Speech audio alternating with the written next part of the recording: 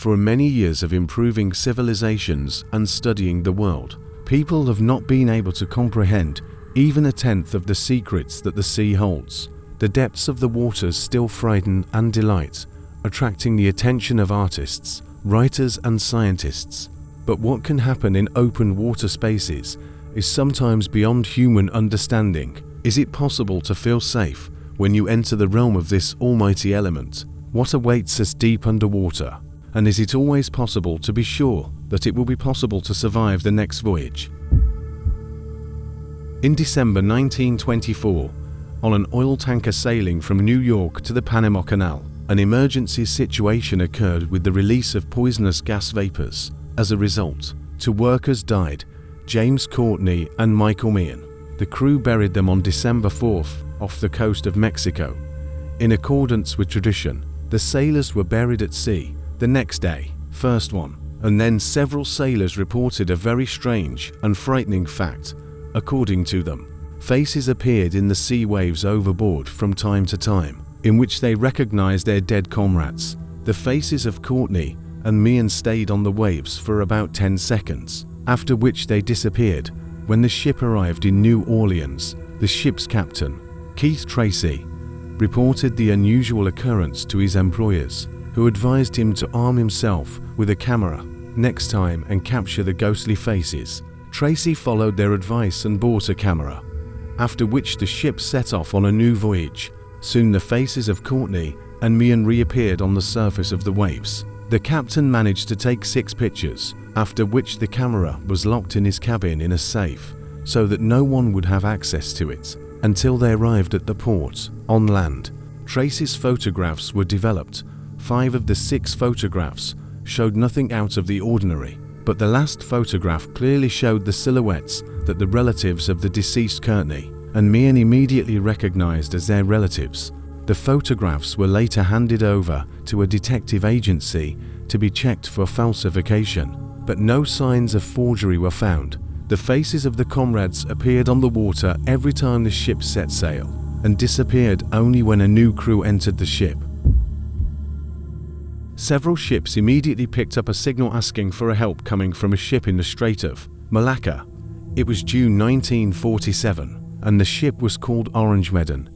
This name will flash in the newspaper reports more than once after the mysterious incident that happened next. The message received from the ship was very disturbing in itself. One of the crew members spoke, reporting that the captain, all the officers, and possibly the entire crew are dead. What followed was an illegible Morse code, followed by a single message: "I'm dying." The American ship Silver Star immediately headed to the place where the message came from. The crew of the ship missed the calmly drifting Orangemeaden only a few hours later. Already from a distance, it was clear that the ship was clearly left without control. There were no signs of life on the deck. Then the Silver Star team decided to visit the creepy ship, and what they found there really frightened even the most hardened sailors. The entire crew of the ship was dead. Their lifeless bodies were found everywhere, on deck, in cabins, in the engine room. No signs of violence were found, but all the corpses were united by one sign, an expression of genuine horror on their faces, directed upwards towards the sun. Even the dead ship's dog was found in a state that clearly spoke of his death throes. Also, sailors who discovered a frightening picture noted that it was very cold in the hold of the ship, even considering that the temperature outside was kept at a high mark of 110 degrees Fahrenheit. After some time, they also noticed a strange smoke coming from the depths of the hold, after which they immediately left the ship. Returning to the Silver Star, the rescuers decided to fasten the cable in order to drive the Orangemeaden to the nearest port for inspection. But as soon as the cables were fixed, a strong explosion thundered, flooding the ominous ship. Since then, rumors about the cursed ship have not subsided. Although the official report on the find was not published until 5 years later, in 1952, however, doubts about the ship's existence were raised more than once, until a 32-page pamphlet describing the Orangemeaden was found by historian Roy Bainton. According to her, the ship was transporting chemical weapons on board, the leakage of which could cause such a terrible death of the crew, as well as an explosion. And although there are other versions based on the paranormal nature of the incident, the sea is unlikely to ever reveal the sinister secret of Orange Meadow. On January 13, 1852, the whaling ship Monongahela stumbled upon an unusual beast in the waters of the Pacific Ocean. The size of the animal resembled a whale.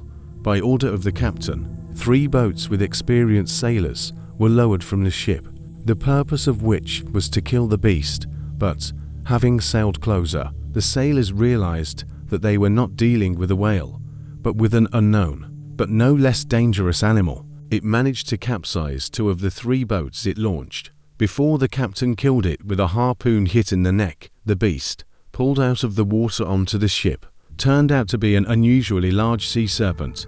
It had brownish grey scales, a mouth with many sharp teeth, each about 4 inches, and its length was about 140 feet. The snake did not have flippers, but it had 4 webbed feet, which distinguished it from reptiles. After all the details about the creepy creature were documented, the captain realized that the remains of the beast would not completely fit into the hold. It was decided to cut off the snake's head and place it in a barrel of brine. The barrel remained in the hold of the Monongahela, and the body of the beast was thrown back into the sea, from where it had appeared a few hours earlier. On the way back, the Monongahela encountered another whaler, the Rebecca Sims. The captain of the Monongahela relayed information about the beast to the captain of the Rebecca Sims, after which the ships parted ways. However, the Monongahela never returned to the port, having disappeared without a trace. Her remains were discovered only a few months later. Barrels with a monster's head were not found among them.